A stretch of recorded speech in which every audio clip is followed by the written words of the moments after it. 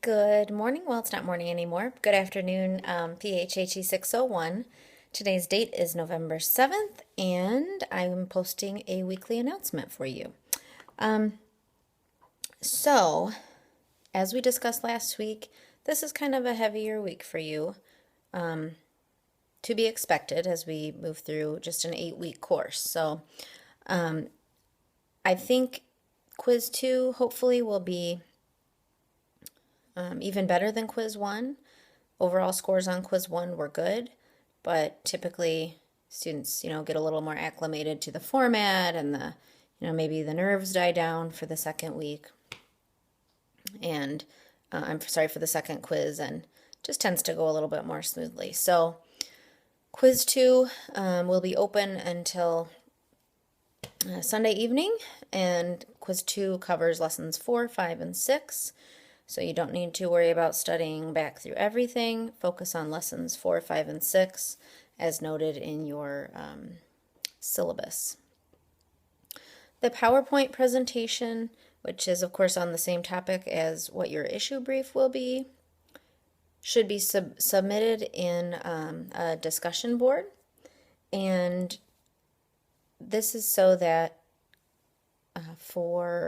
let's see, is it next week? Yes, next week we have feedback from your classmates on your issue brief presentation. So I have a little bit of like a little blurb of instructions in the discussion board, which is called, the discussion board itself is called Health Issue Presentations. So all you have to do is create a new thread with your topic in it, so that as your classmates go through and decide which one they are most interested in or which one they want to comment on, they can easily see what your topic is. Try to leave time to upload the presentation. I mean, it's unlikely that you would be doing it like 2 minutes before the deadline, but the PowerPoint with audio typically takes a little bit more time, as you would imagine, to upload, and it kind of cranks away. And if you just leave it alone, typically it's students don't have a problem with it. So some things that I want to remind you of for the presentation are, please practice it and time it. The presentation should be about 10 minutes. I'm not going to hold you exactly to that, but I will deduct points if it's,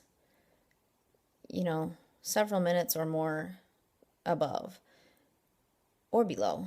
When you're giving presentation at a conference, it's pretty expected that or to a group of colleagues or whatever, if you're given an amount of time to stay within, it's pretty important that you stay in your time limit. So that, please do cite and use APA in the PowerPoint. I want you to practice using APA so that I can give you feedback if it's way off. B, I've had students say, oh, I didn't think you needed to cite in a presentation. And I don't think that's super far-fetched. Like, I guess I wasn't shocked to hear people asking that. But you do need to. I do want you to do it.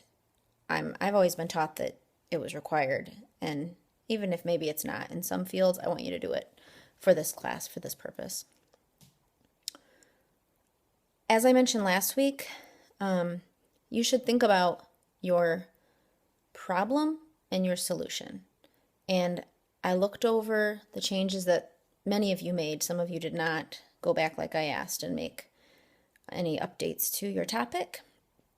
If you don't know what I'm talking about, go back and listen to last week's weekly announcement, or you can navigate to the YouTube transcript.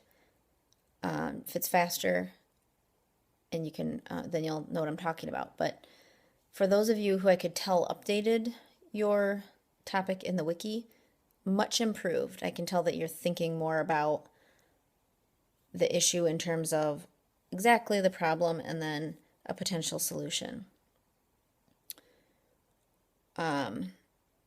Again, and I've conveyed this before, but it's not that you shouldn't be proposing one solution that is like multifaceted and super complex and will, in your mind, solve the entire problem. That's not going to happen.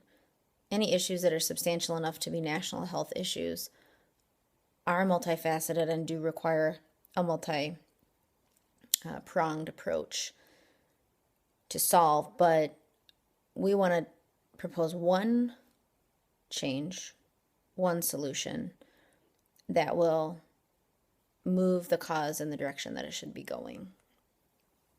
And that way you can really get specific about it. You can think through the nuts and bolts, the mechanicals of how the process of implementing the solution would work, etc. I suggest people doing, and I didn't come up with this, one of my colleagues told me this at one point, but practice, if it's just to yourself or to a friend or a spouse or whatever, your elevator speech. So like a 2-minute, here's what the problem is, here's what the solution is going to be, here's how it's going to work and why. This is my choice for solution. Just explaining in brief what it is, so that what the problem is and what the solution is, so that anybody could understand it, I think is helpful in kind of focusing you on what you should be including in your presentation and then later in your issue brief. When you look for sources, please remember to include those academic articles. But other good sources to use are, for example, CDC. So like .gov sources that you may use the Census Bureau. You may use hospital websites, kind of depending on what your topic of it is. If it's more public health leaning or more healthcare leaning, you may use insurance provider websites. Things like that often have statistics that would be of value to you. Do not go to .com sites unless you're using like a news story as a means to show, public opinion or historical public interest in the story or something like that. But we're not using news stories for support for a point. I think you all know that probably already. So .gov, .org, .edu, of course, sources can be good. If you have questions, let me know.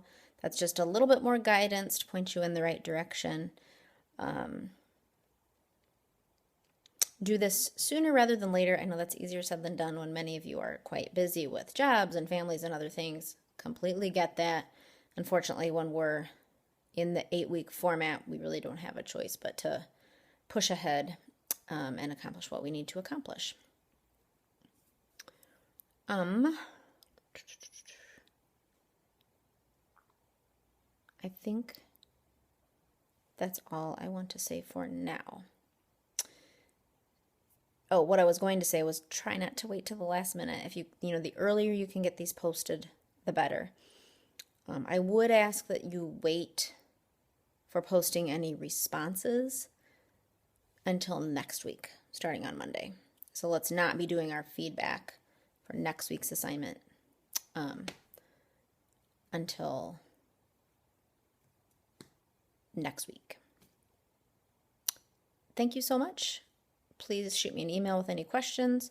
Post on that class discussion board, frequently asked questions or Q&A discussion board, and I'm here for you.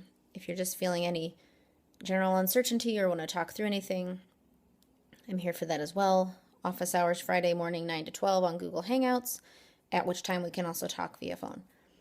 Thanks again. Take care.